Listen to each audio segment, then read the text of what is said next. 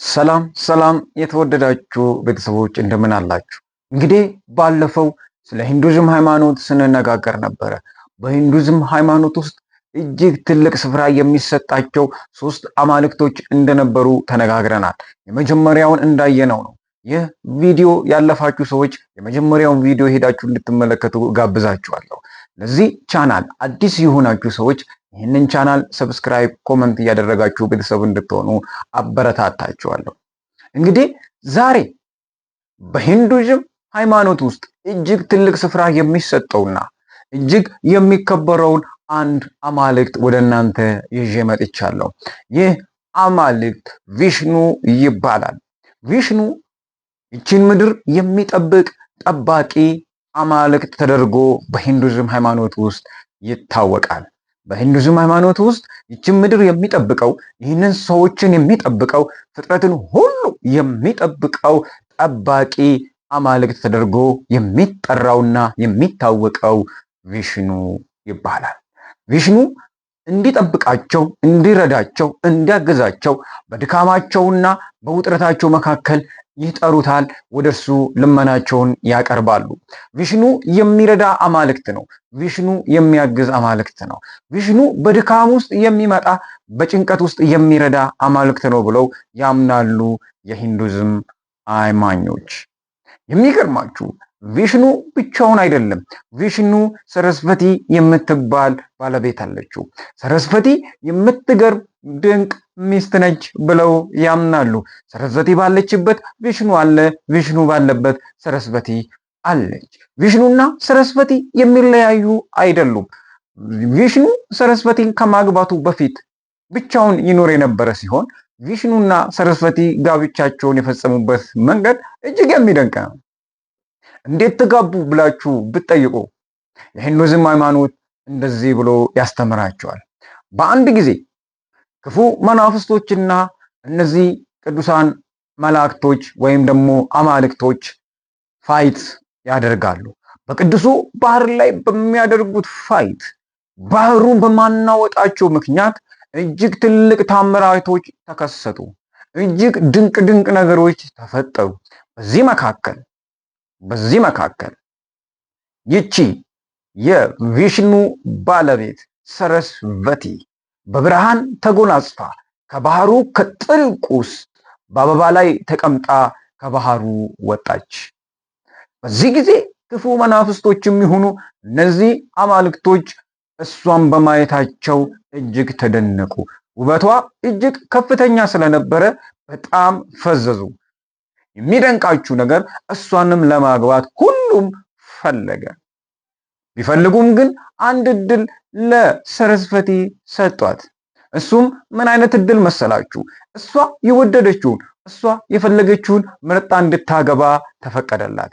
በዚህ ጊዜ ሰረስቨቲ እያንዳንዳቸውን መመልከት ጀመረች። እያንዳንዳቸው ስትመለከት ሁሉ ውስጥም ክፋት አለ፣ አመፅ አለ፣ እኔ ልሰማ የሚል ባህሪዎች አሉባቸው። እንደ ድንገት ዞር ብላ ስትመለከት ቪሽኑ ከአንድ አጠገብ ቁጭ ብሎ ተመለከተችው። ቪሽኑ በሷ ውበትም አልተደመመም፣ በሷ ውበትም እጅግ አልተደነቀም። እሷን ለማግባትም ምንም አይነት ነገር አላደረገም። በዚህ ጊዜ ወደ ቪሽኑ ሄዳ ጉንጉን አበባ ባንገቱ ላይ አጠለቀችለት።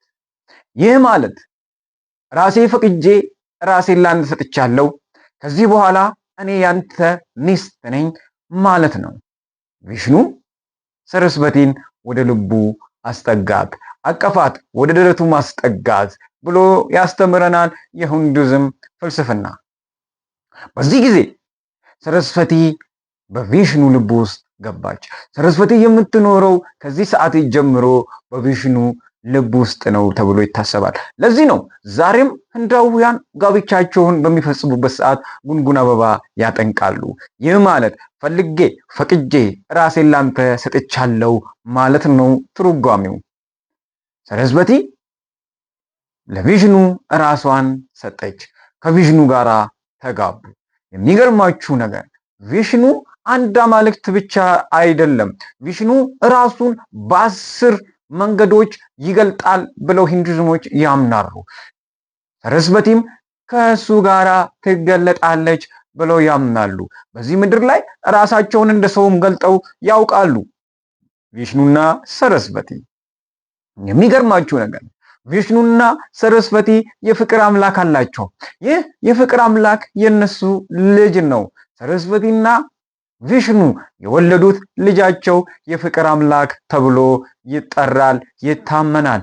ይህ የፍቅር አምላክ የሆነው ልጃቸው ጦርና አበባን የተጎናጸፈ ነው። ይህ የሚያሳየው ይህ ጦርና ይህ አበባ ይህ ልጅ ቀስቱን ቀስሮ ሲለቀው ሄዶ የሰው ልብ ይወጋል፣ የተወጋውም ሰውዬ ይወድቃል። ይህ ማለት ሰዎች በፍቅር ወደቁ ማለት ነው። ስለዚህ የቪሽኑ የሰረስወቲ ልጅ የፍቅር አምላክ ተብሎ ይጠራል። አምልኮ ይደረግለታል። ሰዎች ፍቅር ሲይዛቸው የፍቅርን አምላክ ይለምናሉ። የፍቅር አምላክ ለዚች ምድር ፍቅርን ይሰጣል ብለው ያስባሉ። ቪሽኑ፣ ሰረስወቲ በሂንዱይዝም ሃይማኖት ውስጥ እጅግ ከፍተኛ ስፍራ የሚሰጣቸው አማልክቶች ናቸው። እነዚህ የአምልኮ ስርዓትን የሚፈጽሙበት የሂንዱይዝም ሃይማኖት ተከታዮች በቤትና በቤተ መቅደስ ውስጥ ባስቀመጧቸው ትንንሽ አማልክቶቻቸው ምስል ነው። ቪሽኑ አረንጓዴ ወይም ደግሞ ሰማያዊ ከለርን የያዘበት ምክንያት የዚህ ዓለም የሰማይ ጠባቂ ተብሎ ስለሚመሰል ነው። ቪሽኑ ዓለምን ይጠብቃል። ሰረስወቲ ደግሞ የብልጥግና፣ የእድል፣ የውበት አማልክት ነች ብለው ያምናሉ ሂንዱይዝሞች። ስለዚህ ሰረስወቲን ያከብሯታል፣ ያመልኳታል። ሰረስወቲ ዛሬም የፍቅር አምላክ ነች ብለው ያስባሉ። ሰረስወቲ ዛሬም የብልጥግና አምላክ ነች፣ ዛሬም የእድል አምላክ ነች፣ ዛሬም የውበት አምላክ ነች ብለው ያምናሉ። የሚገርማችሁ እነዚህን አማልክቶች የአምልኮ ስርዓታቸውን ሲፈጽሙላቸው በማለዳ ተነስተው በወተት በማር በውሃ ያጥቡታል። ይህ ማለት መንፈሳዊ ንጽህናን ይወክላል። የሚገርማችሁ እነዚህ አማልክቶች ስነ ስርዓትን ያደርጋሉ። አብዛኛውን ጊዜ እነዚህ የሂንዱይዝም እምነት ተከታዮች የሚያደርጓቸው የታወቀ ባህላት አሏቸው። እሱም ራሳቸውን ቀኑን ሙሉ በጾም ያውላሉ፣ ጸሎታቸውን ያሰማሉ።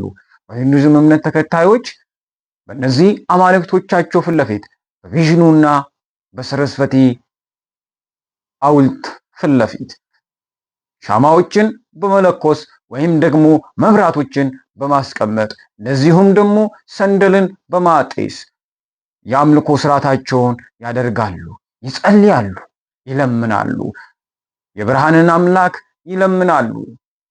እነዚህ የሂንዱይዝም እምነት ተከታዮች ለአማልክቶቻቸው የሚያቀርቡት መስዋዕት አላቸው። ይህም ደግሞ ጣፋጭ ምግቦችን ያዘጋጃሉ። እርስ በርሳቸውም ይህንን መስዋዕት አብረው በጋራ ይመገባሉ።